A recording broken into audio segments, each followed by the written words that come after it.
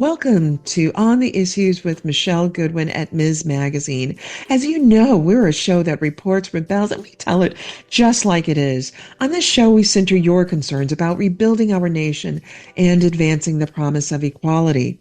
So join me as we tackle the most compelling issues of our time. On our show, History Matters, we examine the past as we think about the future. And in this episode, it is part of our 2025 Ms. Studios Rewind for Black History Month. And this episode, as we rewind it, the title of it is so fit. It's 5 years ago. Who killed George Floyd? And that's not a question that is rhetorical. There was a trial and there was a police officer who was found guilty of the murder of George Floyd. But in this episode, we hear from Dr. Patricia Jones Blessman, Tasha Green Crusat, T. Michael Rambo, Professor Roderick Ferguson, Judge Pamela Alexander, and Dr. George Wood, each one of them weaving in and out of the story, our American story, as to how could an officer look into a camera for 9 minutes while killing someone. In this episode, we unpack that and we learn more about who we are as a nation, what we need to do to move forward, to care about each other a bit more, and bring a bit of clarity to the questions of our rule of law, of American democracy, and quite frankly, what is the care story, the family story of America? What can we learn from the death of George Floyd 5 years ago, and where are we today? Sit back and take a listen. I asked Dr. Patricia Jones Blessman, a nationally noted psychologist who's been on our show before, what's happening in the United States?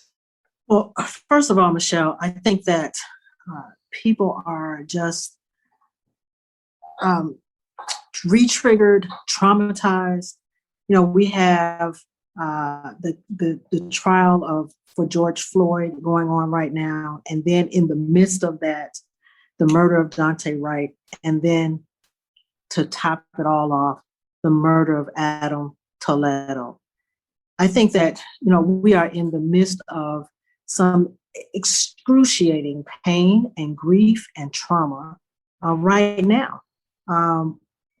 It's a reminder particularly for people of color, that we live in an America that cannot treat all of its citizens equitably. And that has got to be incredibly painful at this moment, especially when there's been so much hope for a much different future. So that's what's going on right now. We can get into the statistics, and we will do that. Sure. But there's just this moment of grief. So I'm also joined by Tasha Green Cruzat. She's the executive director of Voices for Illinois Children. So even before the death of Adam Toledo, Black and brown parents are saying they fear for their children to even go outside. Why? I think what would be a great place to start with that is to really talk about the community in which Adam came from, right? And so Adam was from Little Village, which is a larger community of South Lawndale. It's 82% Hispanic, 70% speak Spanish, 48% have less than a high school degree. 35% of the Lawndale community earns less than $25,000, and a third are below the federal poverty level, about 200%. And so these are the circumstances in his neighborhood. If you also think about the school where Adam is from, it's under-resourced, right? So we've got under-resourced schools where in the time of COVID, children are at home. And when we think about these underserved communities, we're always referenced in terms of Black and brown communities, right? And we know that that's been a problem for many, many, many years. So when you think about all of these things and all of the environment in which Adam lived, this is also a bigger conversation about not just Adam, but about other children that live in that community and other surrounding Chicago neighborhoods. Just the other day, a 17-year-old girl was shot and killed in Adam's neighborhood in the little village. 17, she was shot in the head. So just to turn to the circumstances in which Adam lived and all the other students that lived in that community is just devastating.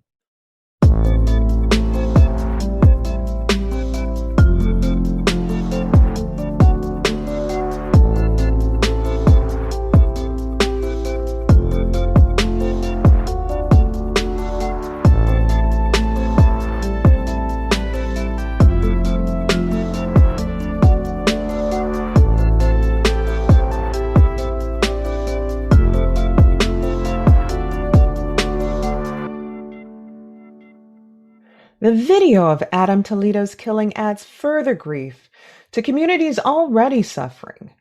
We return in a later episode to Dr. Blessman and Tasha Cruzat as we probe children in officer-involved shootings. Now, last summer, the killings of Breonna Taylor and Ahmaud Arbery were followed by the 911 weaponized threats against the birder Christian Cooper by a white woman, Amy Cooper, of no relationship, and then the horrific murder of George Floyd, followed by the shooting of Jacob Blake. It was enough. Last year, I wanted to know how we make sense of this, and so we talked about policing in America, policing reform, policing abolition, women in policing. But here we are. Now, my questions are different. Critiquing and reforming policing is important, but what about the rest of us?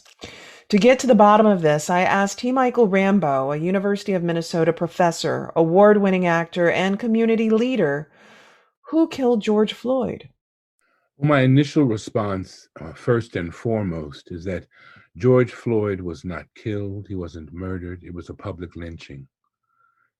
And the reality of what transpired was that this man was placed amongst white folk and black folk alike, but laid on the ground, screaming, crying for his mother and the opportunity to breathe, with countless cries and wails for over 8 minutes and 46 seconds, only to be left laying on the ground until EMS workers came to respond to an already lifeless body. The truth of the matter is that it was really more than just Derek Chauvin that was the issue here. Dr. George Woods, former head of the International Academy of Law and Mental Health and noted neuropsychiatrist who has served as an expert witness in some of the most high-profile cases involving policing, agreed and had more to add. So did Professor Roderick Ferguson, who is a professor of American Studies at Yale University, and he previously taught at the University of Minnesota. And we know where policing came from. It came from running down slaves and making sure that that valuable property, just like you would go after your prize Angus that broke through the fence, and you would bring it back to the pasture. You would go and get that slave and bring it back. And we know that that's where policing came from. But, it's also important there to remember that, he was surrounded by other officers, so already, there's a kind of police culture that we can say, helped to kill George Floyd, right?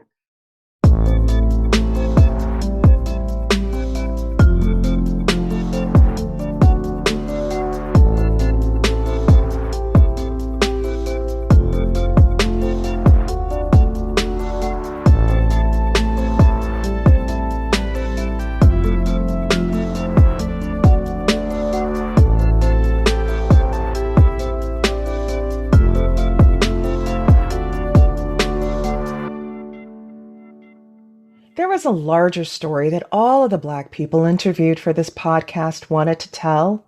one that acknowledged the horrors and brutality of racial profiling, surveillance, police violence, and lack of accountability. In Minneapolis, Black people are nearly 9 times more likely than their white counterparts to be arrested for low-level offenses. For Indigenous populations in the Twin Cities, the data is similarly skewed. In what some have called Minneapolis Black codes, various misdemeanor offenses are disparately enforced against Black people in Minneapolis. Here's what T. Michael Rambo confided about police stops. So I've had to worry about it because ever since I moved into this neighborhood, I've had police encounters, from them throwing me face down in the street right behind my own home, to having them pull me over, presuming that I'm a drug purchaser when I make the block of my own home, seeing that my address on my license says that I was arrested at the Mall of America for refusing to move my car from behind a white woman who took my parking space. Then there was T. Michael Rambo's experience at Mall of America, where police pulled him out of his car, dragging him across the parking garage, all over a parking spot. The police showed up and they pulled me out and they tried to arrest me. They said that she all of a sudden claimed that she was being violated and that she thought she was going to be raped, and she did a Karen and fell out into the arms of the police officers and started crying, and the whole thing. So they bloodied my lip and drug me across the concrete and handcuffed me, and just craziness. So I mean, and I'm a degreed professor and everything else, and well-known person, but that doesn't stop me from being a Black man in America. Hearing their stories hit close to home, reminding me of my own stops in Minneapolis after leaving yoga, driving down the street to my home. And there's the harassment of the wait. You've not done anything wrong, but you must wait 30 or 40 minutes while the officer does whatever he or she does back in the squad car, until he or she is satisfied that you can leave. But the trauma of those police stops, they don't fade, and it's something that, according to my guests, white Minnesotans just can't compute because it doesn't happen to them in the bucolic setting that they love. Sometimes neighbors do the policing for police. Once, while pulling into my driveway, a neighbor demanded that I stop because I was not allowed down the street, according to him, and when I told him I lived there, he profusely apologized and then invited me to come for drinks at his house. The thing about the Twin Cities police stops and harassment is that they're equal opportunity stops if you're Black. No one should be executed over a $20 bill, real or fake. But the truth is, traumatizing police stops in the Twin Cities happen no matter your socioeconomic status if you're Black. Judge Pamela Alexander shared that she would warn police at her local precinct when she bought a new car so that they could avoid harassing her in her neighborhood. At this point in my interviews with Rodney Ferguson, he was sharing another encounter. And then another time was when I was dropping my friend Richard off at his apartment in Loring Park. And I was literally just dropping him off. He's white, dropping him off. And all of a sudden, I'm surrounded by these police cars. And Richard remembers it to this day. So when the George Floyd murder happened, that's what he recalled. He's like, I'll never forget that time you dropped me off and all of a sudden you were surrounded by police cars, right? So, again, there's a culture of not only racial profiling, but also of racism. It's also important to remember the Duluth lynching, that happened in the 1920s. I'm forgetting the date, but, as a way of saying that Minnesota itself is not a state that's free of racist violence. It has its own history.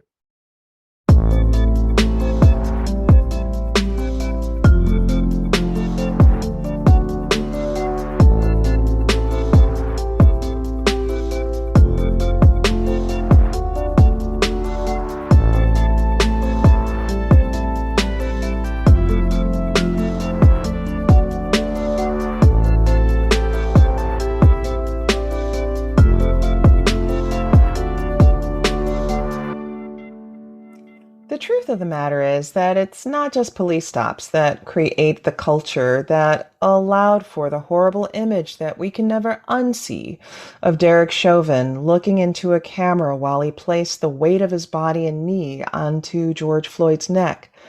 There is the weight of history, Minnesota niceness, and racism in this liberal community that hides underneath the veneer of the Twin Cities community being perceived as one of the best places in America to live. However, none of this is a surprise to Black community leaders interviewed for this series. For example, retired Hennepin County Judge Pamela Alexander explained to me, you're actually talking about middle-class, upper-income white Twin Cities folks who are resistant to racial integration. The educated people of Minnesota were the people who were resistant, she told me. Judge Alexander, a fourth-generation Minnesotan, was the first Black woman to become a judge in Minnesota. It's something that she's proud of, but makes clear that being a lawyer and a judge in Minneapolis has not spared her or her family from racial aggressions and hostilities in the Twin Cities, including profiling, police stops, being followed in department stores, or having to address racism among her colleagues. Growing up in South Minneapolis, Judge Alexander and her family had to move several times as the city navigated its highway system through Black neighborhoods, destroying the fabric of their community. It is a concern, and right after Philando Castile was killed here, I remember listening to a group of friends and, my husband's friends, all African American males who said, look, I'm just gonna drive and have my license on the dashboard because you never know what's going to happen. You don't want to reach for anything. You don't want to tick off somebody because you never know what's going to happen or how they're going to react to you. And everybody was very, very, very on edge after Mr. Castile was killed. People were like outraged by the fact that he stopped. He did everything like they asked him to, and he volunteered. Well, I have a gun here. I just wanted to let you know. And then immediately he was shot and killed. And he had a permit. So it's not something, this can happen at any time to anybody. And we all know it. The narrative told about racism in the U.S. is that liberal communities in the United States are the safest, most welcoming places for Black Americans. Judge Alexander wanted to disabuse that notion. No, not at all. I'm where I grew up in South Minneapolis, we had it was very distinct redlining there. We formed a very vibrant Black community. And, a lot of great folks came out of our community. And I think that, and it was because, we were pushed into one place, but we made the most of that. But you better not try to venture out of that. And I distinctly remember when Richard Green became the superintendent of schools and he closed the two almost predominantly white schools here where most of the upper middle class kids went, which was West High School and University High School. And he said, oh, well, I'm just going to close that to forced integration, excuse me. And so he shut those two schools down. These folks went insane. And these were all of these supposedly very liberal individuals who said, oh, we're going to help and we understand all this. But as soon as you said that they had to go to school with kids of color, they went insane. And then the whole charter school movement kind of jumped up. The whole, people started moving to private schools very quickly. Because after the 60s riots, tons and tons of white flight out of here. What Judge Alexander was emphasizing were the structural inequalities that have long lingered in the Twin Cities. Here she's talking about redlining. other than the educational system, the other part that was very interesting is, I'm sure you've heard about Rondo. I'm sure you've heard about, the freeway going through the Rondo community. Well, they did that in South Minneapolis too. And 35W went through the Black community here. As a matter of fact, my family had to move 3 times because of the construction of that freeway, and it pretty much decimated our community. And people don't talk about that as much, but originally 35W was supposed to go down Lindale Avenue. And of course, they had a whole bunch of very large homes over there. There was a huge tax base out of there. It's closer to the lakes. People were like, no, you're not running that through here. And they didn't. Mm-hmm. And they ran it right through the Black community and the Native American community, because they're right then, they'd redlined us all. So, the Black community was here, Native American was right next to it. And that's where they ran these freeways.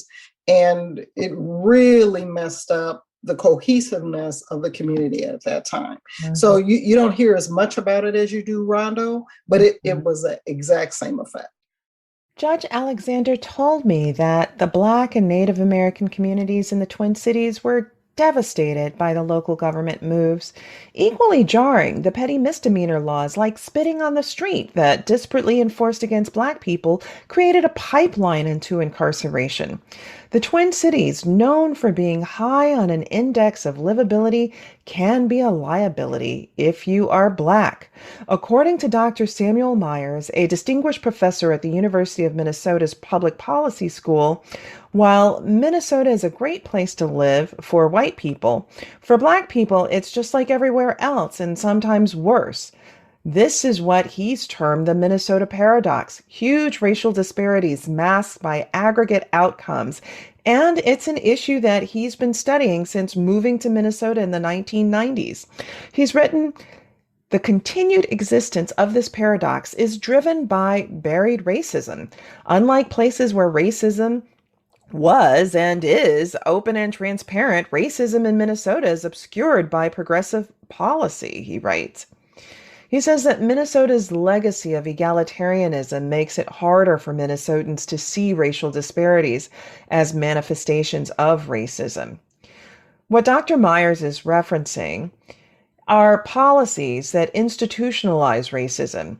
He recently wrote in the New York Times that structurally, racist rules have created a two-tiered society in the Twin Cities, from what he calls brutal redlining practices from real estate brokers and lenders and racial covenants limiting where Black people could purchase homes, to what Dr. Myers calls this redlining as having a lasting impact of racial disparities in wealth. But that's not all. He also talked about policing policies, like the Code 4 policy in Minneapolis, substituted overt, explicit racial profiling found in other cities with scientifically managed administration of racially disparate arrests. Additionally, as Minnesota doled out programs in public housing and child welfare, they also policed Black families, creating rules that reduced benefits. Again, Dr. Myers explains that when out of compliance with work rules, child support rules, even when fathers were incarcerated and thus unable to pay child support, these rules disproportionately affected Black people. The result is a thick type of racism papered over by what some describe as self-satisfied liberalism. And just how does it affect daily life? Well, Judge Alexander expressed that it's hard to escape it. It's the daily busyness and business of life, going to work, interacting with colleagues, and more. But white friends, neighbors, and colleagues ignore it. And oftentimes they're part of the problem. Judge Alexander and T. Michael Rambo told me about racism in the most mundane encounters at the local grocery stores and even just buying clothes. And as a matter of fact, I had gotten so frustrated with some of it, especially in one of our larger department stores here, that I just got a personal shopper and quit going in because I just got tired of it. Mm-hmm. So you just really, it's kind of crazy.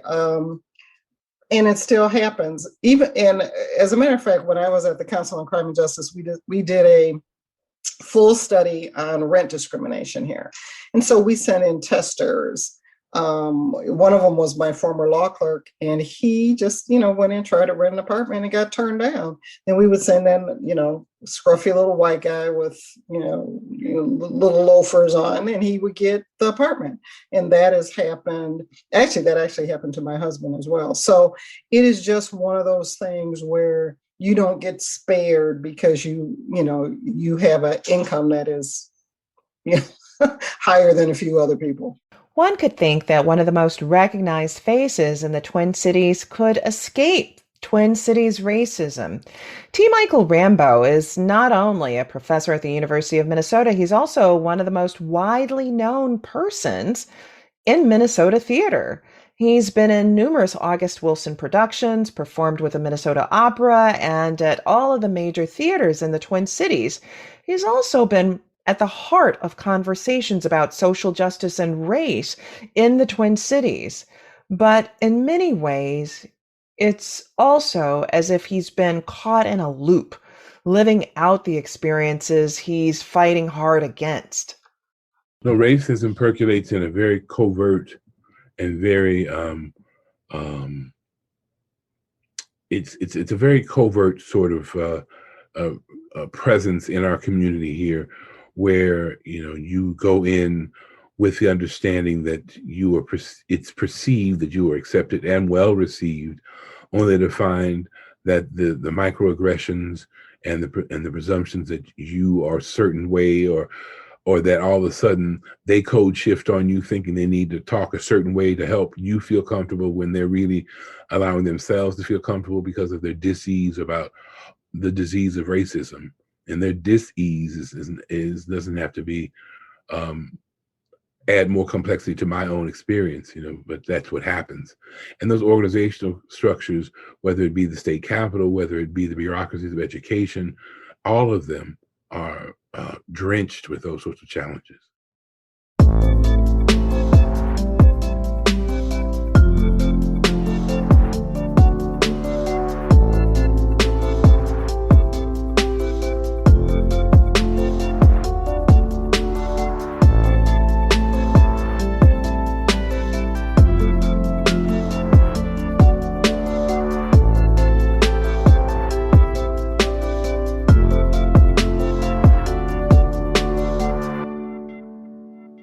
Part 2, White Allies.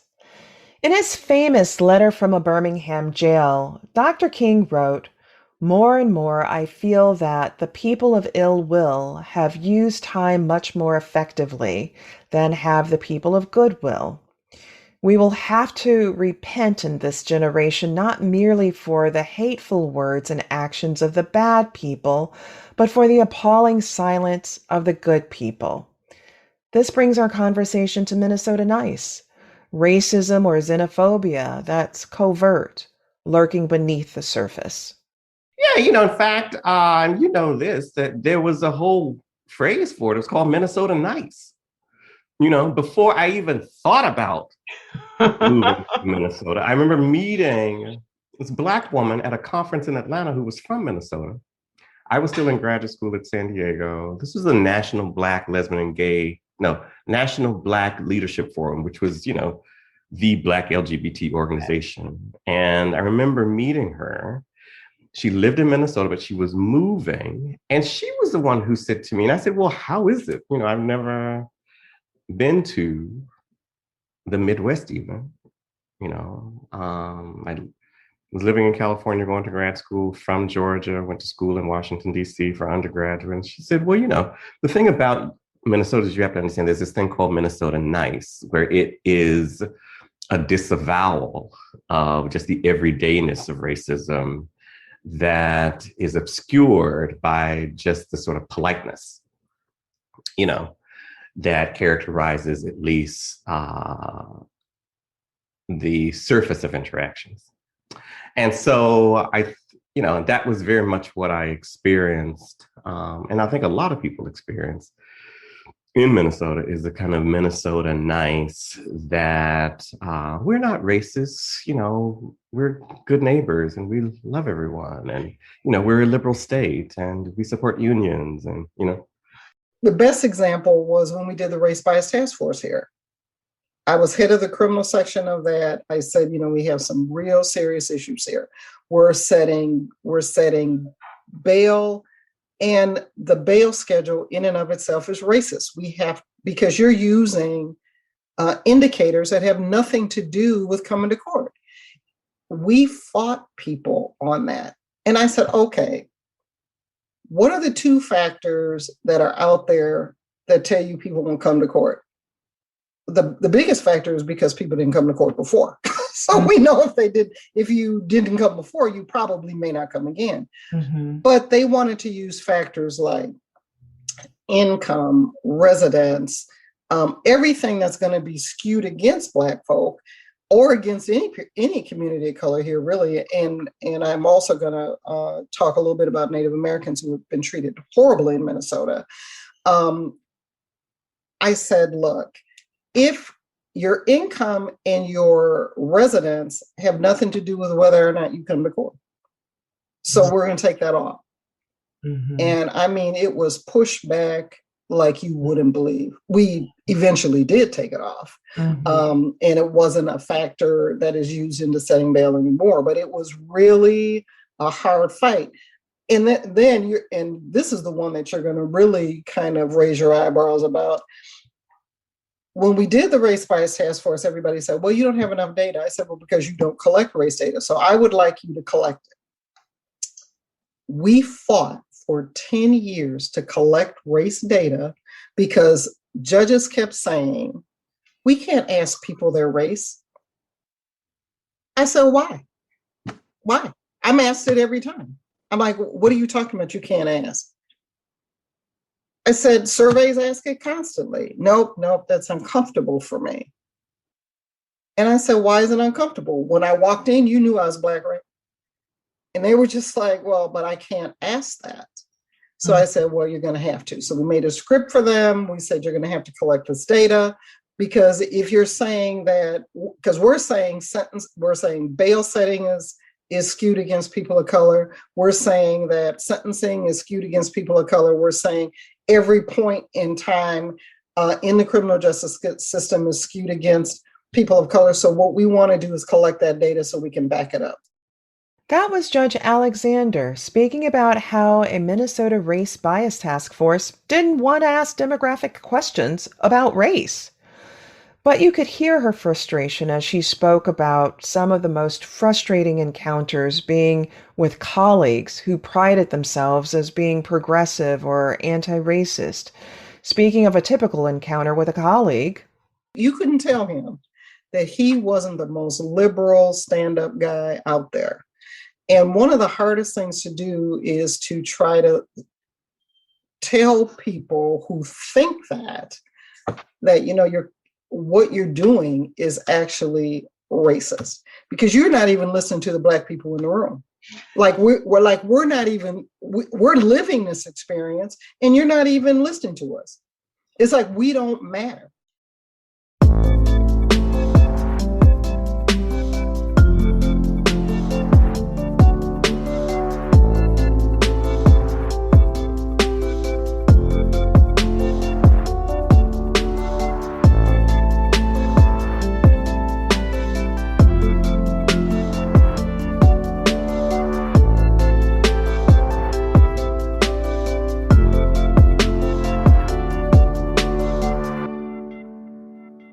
In 2020, lots of buzzwords like white allies, white accomplices, and white advocates made the rounds. The thought behind these platforms is that if more white people are vocal, breaking the silence that Dr. King spoke and wrote about, it would be a step in the right direction. Here's T. Michael Rambo. Yes, we walk in solidarity with our allies and with our accomplices that are white. But the overarching reality is that they can walk away without any sense of impact or addressing complications of anything because of color, because of race. And so we just see that Black and brown bodies have such disparity and such, the numbers reflect clearly the range of atrocities that are hurled at and it fall on the backs and the shoulders of people like George Floyd and others. And it sits in the marrow of how our city council in Minneapolis, our mayor in Minneapolis, and so many others have lost sight of the real question here. How do we create safe spaces and spaces for Black and brown bodies to exist and coexist with the dignity and the humanity that has been bestowed upon us by what we call the Constitution? We need not have to apologize for our Blackness or our humanness, but yet we live in a city that struggles with that. But according to some studies, many white Minnesotans do not perceive the problem that Black people complain of. In Minnesota, 56% of Republicans believe that white and Black people are treated equally in the justice system. Overall, nearly a third of Minnesotans agree. If you sort of invest in a narrative about racism doesn't happen here, it doesn't actually allow you to see and acknowledge the structural racisms that will happen in a police department. And that will jeopardize people's lives, you know? Mm-hmm. So they actually are of a piece, even though not quite the same thing.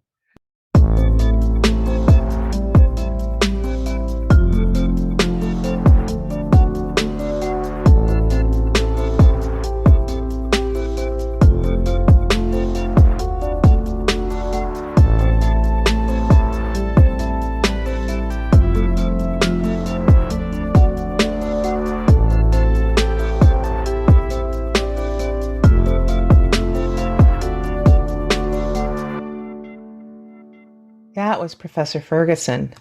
Part 3, Trauma and Racism. According to Dr. David Williams, a professor of public health at Harvard University, over 200 Black people die prematurely every single day. And this is directly attributable to racism. Dr. Williams has spent over 25 years studying the premature deaths of Black people, and he says no matter how you look at this data, the outcomes are the same. I asked our guest about this. I think it takes a toll on us. It takes a toll on us physically. I think our stress levels are always higher. I actually suffered from a stress-related illness for many years. And I think a lot of it was just really brought on by racism. And so, and those are things that people really don't like to talk about.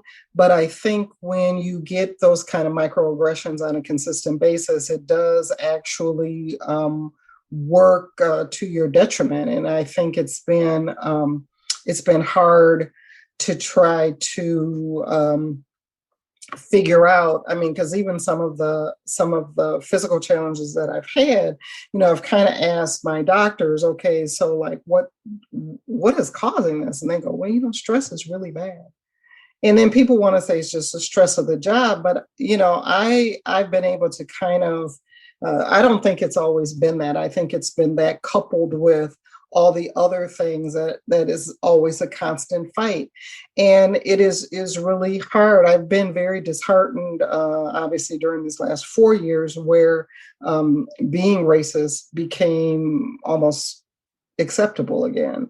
And I kept thinking, and one of the things that breaks my heart a lot is the fact that my children are having to face these issues that I thought that we had actually come so far on, and have really now shown that we really haven't come far at all. We've come a little ways, but not as far as we should have. And just the fact that for the next 30, 40 years, my children are going to face these same challenges as Black women is very disheartening to me. Mm-hmm. And even though I think it's going to be they probably won't take as much as maybe some of us did that are, you know, now in our upper 60s. And they'll demand more, but they're still going to have to deal with those issues. So I spent a lot of time talking to my kids about self-care, about how they take care of themselves, how they really gird against getting out and having to fight those fights on a constant basis, because they're going to have to. They're going to have to do it as African American women. They are going to have to fight sexism as well as racism and the stereotypes that they have about Black women. Period. And because it's become now so okay. And I was extremely disheartened. I watched an interview, I think that a snippet of an interview they're getting ready to do on 60 Minutes with one of these white supremacist groups, and trying to say, well, you know, our goal was to start a race war. And I'm like, what are we talking about in 2021? It wears us out. It really, it creates health crises amongst members of our community. High blood pressure, diabetes, migraines, stomach and lower GI behavior. All of those things have a direct impact or direct correlation to just what we're talking about. And I think that it's got to stop. And according to Dr. George Woods, what did Black people and white people see differently, or did they see the same thing with Derek Chauvin pressing his knee into George Floyd's neck until he died? Was the psychological response the same? Well, and that's the difference. I mean, I think everyone was horrified. The difference is, of course, that Black people saw their brother or their uncle or their cousin, or they had to, no matter what their socioeconomic level may be, they may be reliving a family member. So we're talking about trauma rather than stress. Right. I think that for those that are not of color, not Black, I totally see the stress and the pain that may have caused many people. That's different than causing you trauma. Trauma is the deregulation of emotion. Trauma is the irrational response. Trauma is the fear. Trauma is the overreaction or the underreaction. You don't know which it may be. Trauma is the personalization of the event, right? It becomes personal to you. It's not just a political event, right? It's a personal event that hurts you in your heart. And that is really, in many ways, sadly, the undermining of the African American, is that we are traumatized and consequently we often move from a pathological place rather than a place of healing and privilege. And it undermines us. It undermines our abilities. And this trauma then can take place within African Americans, regardless of their socioeconomic status. So that even if you're wealthy, even if you're Oprah, even if you're, fill in the blank in terms of how many zeros in your bank account, trauma can happen to you after. Trauma can happen to you. I'm in Montana and I'm walking down the street and I see these two white guys working on their lawnmower 2 blocks away. And I'm walking toward them. I'm traveling. I'm just taking my everyday walk. And I think to myself, should I keep walking down this street? And then I start thinking, how far am I away from my friend's house from which I came? And then I start thinking, well, maybe I should turn down this street. And my heart is racing and I get close to them and I walk past them and they never look up. Mm-hmm. It's not their issue. Right. It's my issue. It's the extra weight. It's the extra weight. It's the undermining of concentration. It's the tiring of focus. It's the extra weight. It's what we always were taught about having to be twice as good to do the same job, that is not just a function of racism, that is also a function of the impact of trauma on our ability to do that job, because we're having to think about our hair, we're having to think about our clothes, we're having to code switch from talking to my mother in the morning to talking to my boss in the afternoon. We're having to do all of these things that undermine our consciousness. However, we do it very well. Mm-hmm. And it is, in my opinion, it is the same thing that women have to do on a daily basis, right?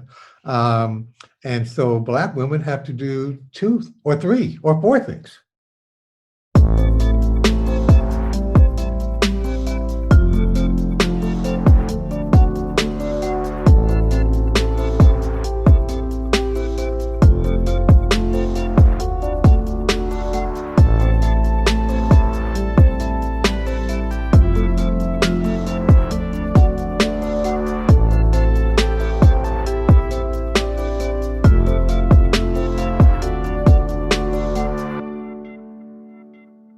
After weeks of conversations and interviews, I ended where I began with Dr. Woods.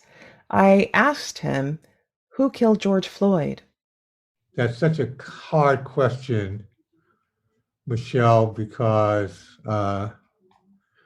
George Floyd had such a high potential of being dead so early in life. So the question of who eventually took his life is very difficult. His potential for dying was increased from the moment he was born. And it increased exponentially through his childhood, through his adulthood, through his contacts with the criminal justice system.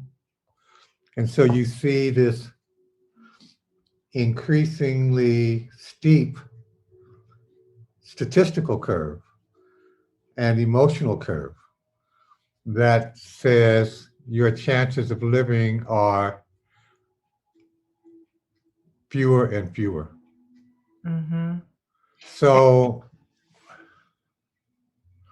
there's no question that a person took his life,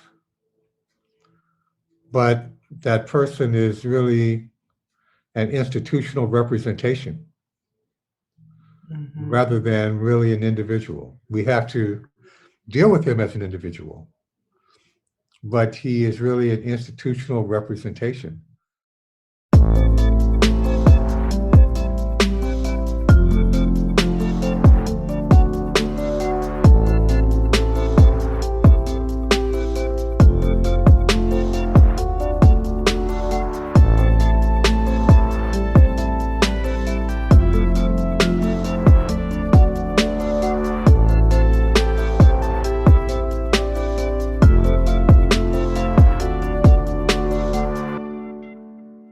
Guests and listeners, that's it for today's episode of On the Issues with Michelle Goodwin at Ms. Magazine.